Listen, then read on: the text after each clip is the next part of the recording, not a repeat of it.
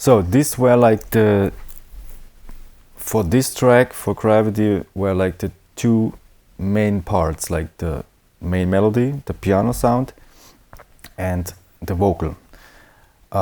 So mainly, most of the times it's better to have like less channels. Like for example, for this track I was using in total 20 tracks, channel tracks, like for the kick and for the bass line, for the drums, for some shakers, for some hi-hats.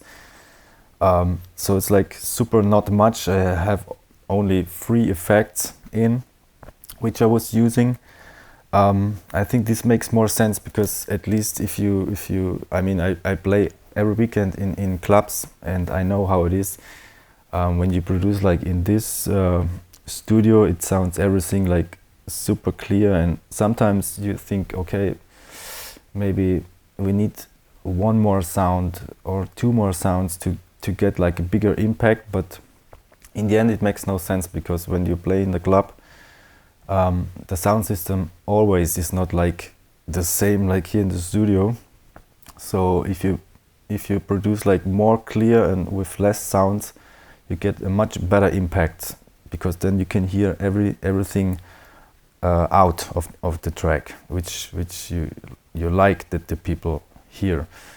So like super simple, I had 1 kick, I had 1 bass line, but the bass line is like from a synthesizer I'm using also like since the beginning.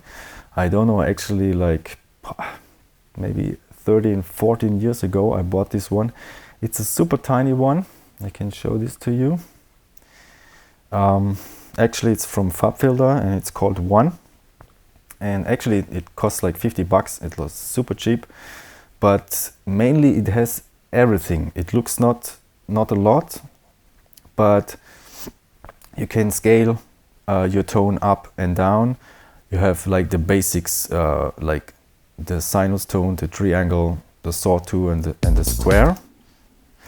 And you have, of course, a cutoff, peak, some filters. So I'm actually, when I know that I do like a more melodic track, I have like my preset which I use mainly to get like this bass line.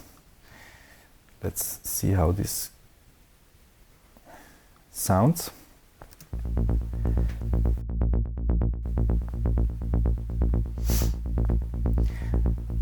Yeah, and here's like another filter. Yeah, that's also hard to explain, but it has the same effect I was using like for the vocal. When I told you that the vocal was like super plain, I was doing this effect on it that it was like a little bit flattering, like coming up and down. And so I did like the same for the bass line with this filter. So if I put it to 0, the sound is like just one tone. So as you can see, I was like just playing 1 note and that's it. But with this filter thing, you can yeah, that's hard to explain, but you can flatter the sound, so it sounds like that you was not just only playing 1 tone. That's like super cool. And actually every time when I have a bass line, to fit it like more in the mix, like together with the kick drum, I use all the time like a side change filter. Actually I do it with the FabFilter Saturn, because it's like super simple. You just have 1 preset for it. Actually you have 2. All the time I take like the first preset, because this fits like super good for me, and you actually don't need to do anything. We can just maybe put 1 little piece in a loop so you can hear that better, the difference. Okay, so we just have the kick and the bass line, and I'm gonna bypass the side change.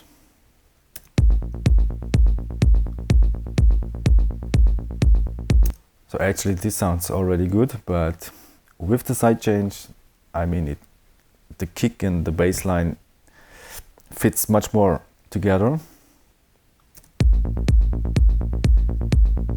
Yeah, because the simple thing is that every time when like the kick is coming, the bass line is like going down with the level, and after that the level is coming back.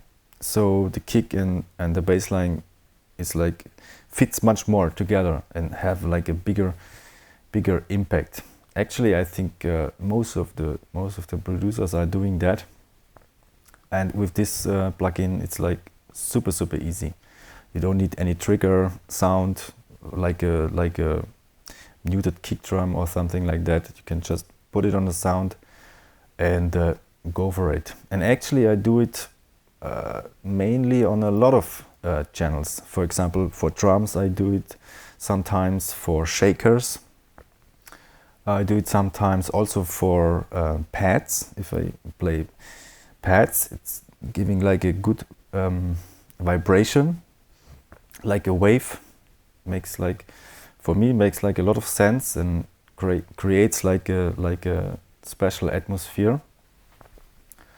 Yeah, so for this track we had like the melody like as the main focus and the vocal, and around that I was trying to make like the proper beat around.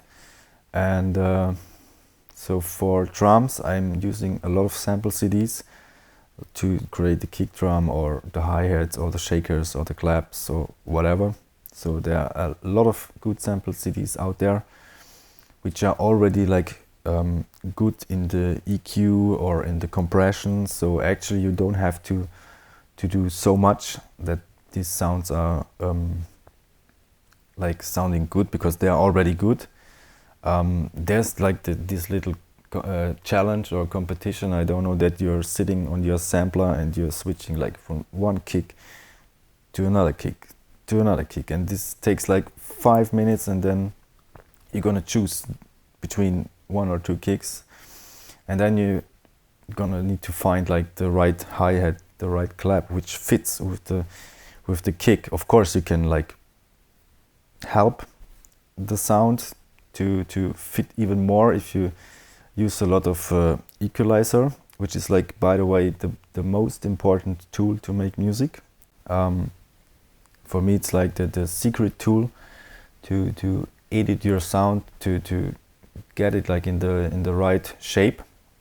And it's like super simple with Cubase to work with, because you have, first of all, you have a channel strip with like super details, like you have a compressor, you have a tube saturation and the limiters, like everything is like super smart in the box. And on the other side you have the graphic equalizer with 4 bands.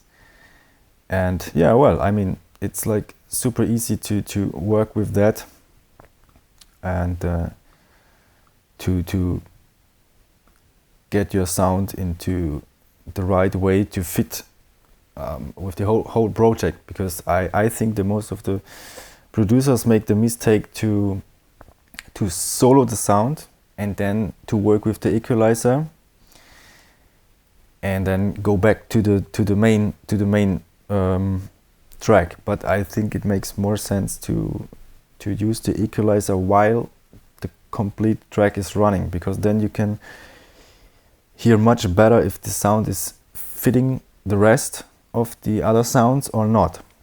Because if you're working on the equalizer in the solo mode, so if you just have like your bass line solo, and then I think maybe you're gonna cut maybe a little bit too much or a little bit too less, because then when you hear it solo it sounds super nice, but when you go back to your track and every channel is like playing together, then it maybe fits not that good. So like, yeah, the best advice is to working with the equalizer when every channel is running. But actually equalizer is like super important to get like a super clean sound and a super good mix down. For me, the best tool ever you can use.